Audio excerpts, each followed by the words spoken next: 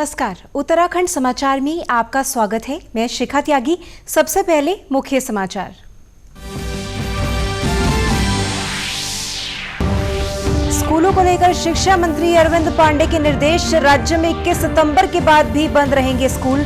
छात्रों की सुरक्षा है सरकार की प्राथमिकता।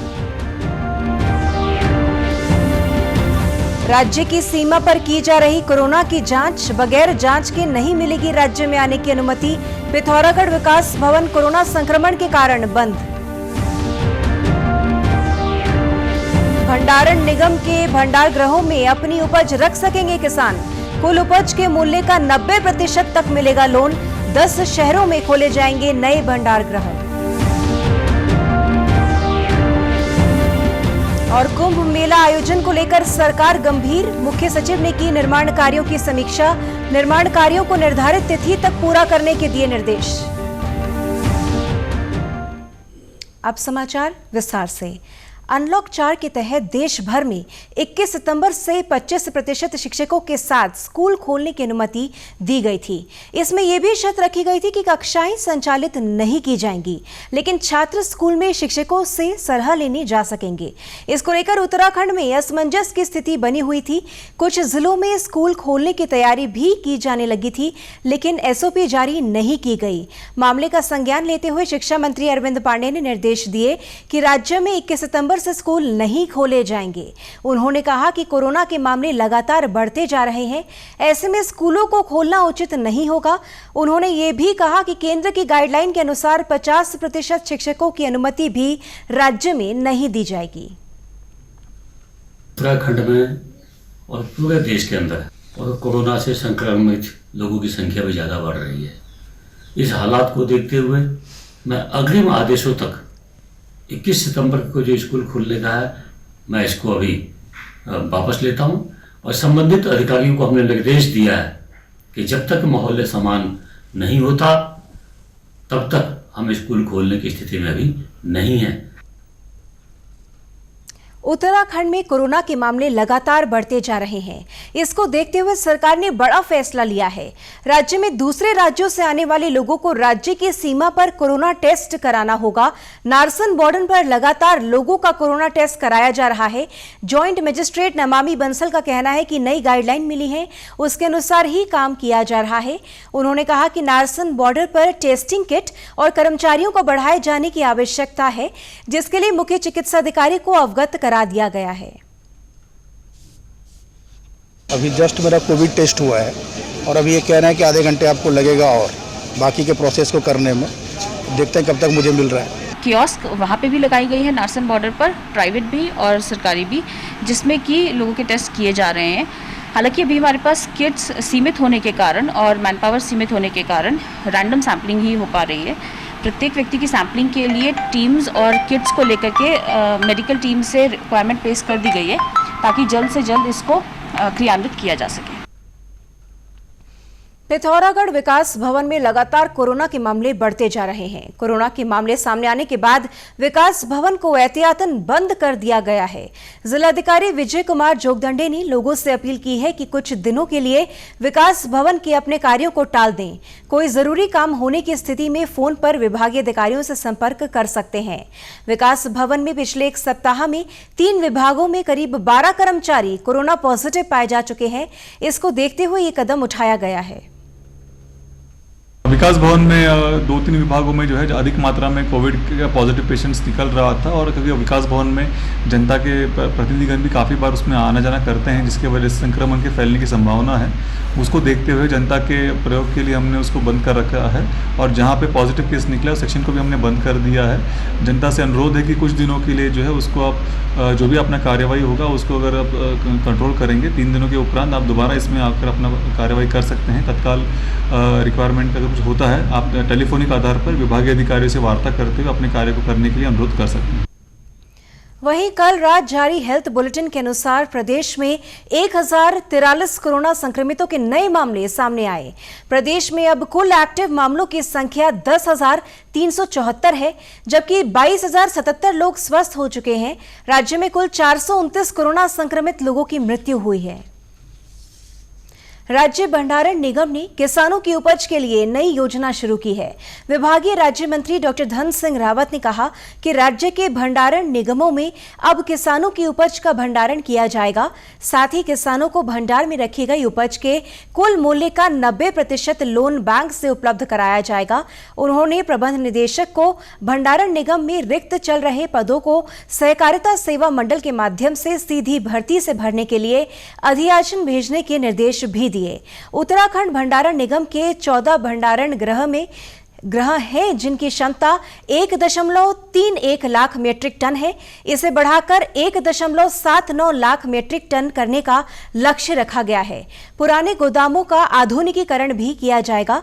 साथ ही श्रीनगर, कोटद्वार, ऋषिकेश, हरिद्वार, रुड़की, खटीमा, गदरपुर, अल्मोड़ा, रामनगर और काशीपुर में कुल 10 स्थानों पर गोदाम निर्माण प्रस्तावित है। मुख्य सचिव ओम प्रकाश ने कुंभ मेला 2021 की तैयारियों के संबंध में बैठक की। उन्होंने कहा कि जरूरी निर्माण और आवश्यक सामग्रियों की पुख्ता व्यवस्थाएं तय समय से पहले पूरी कर ली जाएं।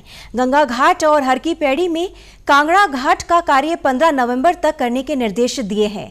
मुख्य सचिव ने कहा कि आस्था पथ पर बाढ़ सुरक्षा कार्य, कांवड़ पटरी का पक्कीकरण 15 नवंबर तक पूर्ण कर लिया जाए। उन्होंने 5 अस्थायी पुलों का निर्माण 31 दिसंबर तक पूरा करने के लिए कहा है। मुख्य सचिव ने कोरोना की स्थिति को ध्यान में रखते हुए इसकी रोकथाम से जुड़ी व्यवस्थाएं करने के भी निर्देश दिए। उन्होंने कहा कि इसके लिए 500 बेड की व्यवस्था, कोविड केयर सेंटर और टेस्टिंग की भी आवश्यक व्यवस्थाएं सुनिश्चित कर ली जाएं। 2 दिन पहले हरिद्वार में शराब कारोबारी से हुई लूट मामले में देहरादून पुलिस भी अलर्ट हो गई है। देहरादून पुलिस ने निर्णय लिया है कि अगर कोई 1 लाख रुपए से ज्यादा कैश एक जगह से दूसरी जगह ले जा रहे हैं तो पुलिस आपको सुरक्षा देगी। इसके लिए शुल्क देना होगा। कैश एक जगह से दूसरी जगह ले जाने की सूचना पुलिस को देनी होगी। देहरादून डीआईजी अरुण मोहन जोशी ने बताया कि इसके लिए सभी थानों और चौकियों को निर्देशित किया गया है। उन्होंने कहा कि पुलिस का प्रयास है कि कैश लूटने जैसी घटनाओं को रोका जा सके।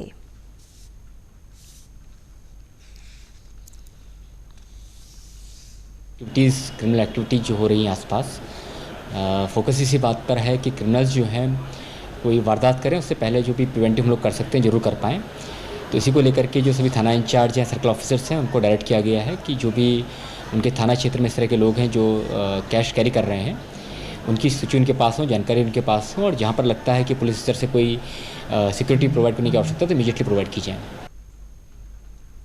एरीज यानी आर्यभट्ट प्रेक्षण विज्ञान शोध संस्थान में 3 दिवसीय वेबिनार आयोजित किया जा रहा है। इसमें 8 देशों के करीब 150 वैज्ञानिक हिस्सा ले रहे हैं।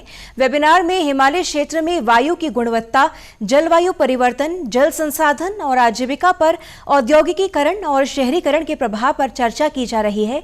एरीज की ओर से आयोजित इस सम्मेलन में औद्योगिकीकरण और शहरीकरण के कारण तेजी से बढ़ रहे वायु प्रदूषण के प्रभाव से क्षेत्रीय स्तर, विशेष रूप से भारत, बांग्लादेश, नेपाल और वैश्विक स्तर पर वायु गुणवत्ता में आ रही कमी, दृश्यता में गिरावट, बादलों के बनने, वायुमंडल में होने वाले बदलावों और हिमालय क्षेत्र की जलवायु के साथ ही ग्लेशियर का अध्ययन किया जा रहा है।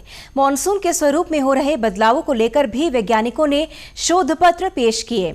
3 दिवसीय इस ऑनलाइन सम्मेलन का आयोजन भारत सरकार के विज्ञान और प्रौद्योगिकी विभाग के तहत एरीज और हेमवती नंदन बहुगुणा गढ़वाल विश्वविद्यालय की ओर से संयुक्त रूप से 14 से 16 सितंबर तक किया जाएगा। सम्मेलन में दी जाने वाली प्रस्तुतियों के विश्लेषण के बाद जनरल और अर्थ सिस्टम साइंसेज में हिमालय क्षेत्र के एरोसोल जलवायु परिवर्तन और जल संसाधन शीर्षक के तहत प्रकाशित किया जाएगा।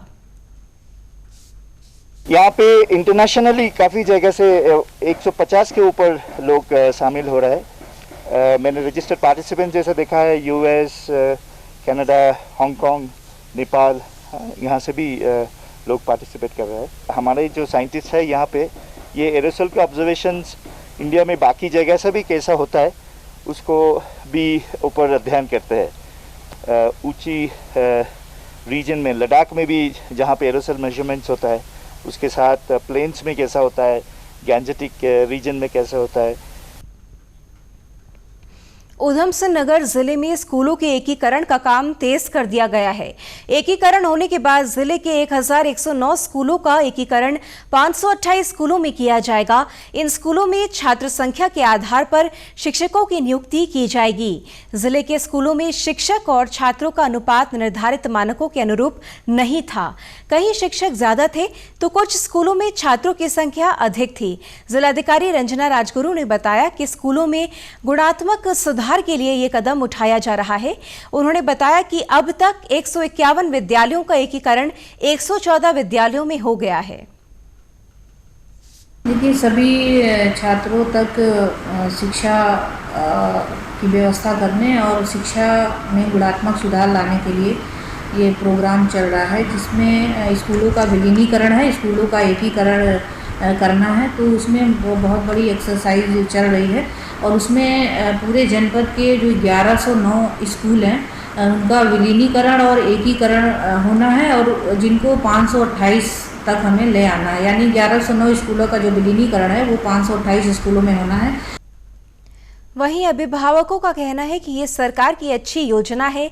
ग्रामीण इलाकों में सरकार स्कूलों पर ज्यादा ध्यान दे रही है, इससे शिक्षा में सुधार होगा।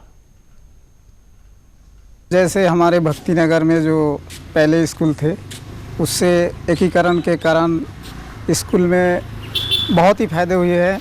जैसे कि पहले टीचर कम थे, सरकारी काम भी करना पड़ते हैं, तो जैसे 2 गुरुजी है, 1 गुरुजी चले गए तो 1 गुरुजी सारे जो है इस बच्चों को देखने पड़ते थे।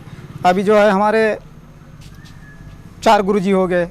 अगर एक सरकारी काम पे अगर कहीं चले भी गया तो भी क्लास ले सकते हैं। ग्रामीण क्षेत्रों में स्थापित किए जा रहे ग्रोथ सेंटर ग्रामीण महिलाओं के लिए वरदान साबित हो रहे हैं। पौड़ी जिले के दुगड्डा में ग्रोथ सेंटर बनाया गया है। इसमें महिलाओं को रोजगार मिल रहा है। ग्रोथ सेंटर खुलने से फल, सब्जियों और दालों को अब घर पर ही बाजार मिलने लगा है। राष्ट्रीय ग्रामीण आजीविका मिशन से महिलाएं आर्थिक रूप से मजबूत हो रही हैं। खंड विकास अधिकारी जयेंद्र भारद्वाज ने बताया कि इससे क्षेत्र की महिलाओं को लाभ मिल रहा है।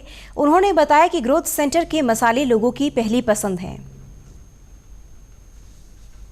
हमारे यहाँ पे इस विकास खंड में अभी तक 675 समूह हैं, जिसमें से इस ग्रोथ सेंटर में 8 ग्राम संगठनों का एक क्लस्टर बनाया गया है और जिसमें लगभग 354 सदस्य महिला समूह के हमारे इसमें काम कर रहे हैं और सभी लोग अधिकतर यह क्षेत्र मसाला उत्पादन का जाता है, जिसमें अदरक, हल्दी, धनिया, मिर्च इस क्षेत्र में बहुत ज़्यादा होता है। क्लस्टर अध्यक्ष उमा देवी ने बताया कि वर्तमान में 12 महिलाएं सेंटर में काम कर रही हैं। अन्य महिलाओं गांव से कच्चा माल इकट्ठा करती हैं। पर्वतीय क्षेत्र में इन फलों को पहले कोई पहचानता नहीं था। अभी हम लोगों ने इन पे जब अचार बनाना शुरू किया और इसकी डिमांड मार्केट में भेजी और लोग इसको बहुत शौक से खरीदते हैं। जो हमारे प्रवासी भी हैं वो लोगों की भी बहुत डिमांड है। हमारे पास काफ़ी लोग आते हैं। कुछ ग्रुप जो आ सकते हैं वो नज़दीकी ग्रुप यहाँ पे आके काम कर लेते हैं और जो नहीं आ पाते हैं उनको गांव में ही काम देते हैं। वो लोग अपने घर में से ही फल को कटिंग करके और पैक करके हमको पहुँचा देते हैं। उत्तराखंड के समाचारों में बस इतना ही। चलते चलते मुख्य समाचार एक बार फिर। स्कूलों को लेकर शिक्षा मंत्री अरविंद पांडे के निर्देश। राज्य में 21 सितंबर के बाद भी बंद रहेंगे स्कूल। छात्रों की सुरक्षा है सरकार की प्राथमिकता।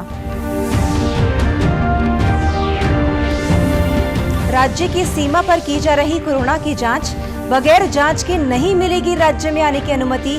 पिथौरागढ़ विकास भवन कोरोना संक्रमण के कारण बंद। भंडारण निगम के भंडार गृहों में अपनी उपज रख सकेंगे किसान। कुल उपज के मूल्य का 90% तक मिलेगा लोन। 10 शहरों में खोले जाएंगे नए भंडार गृह। और कुंभ मेला आयोजन को लेकर सरकार गंभीर।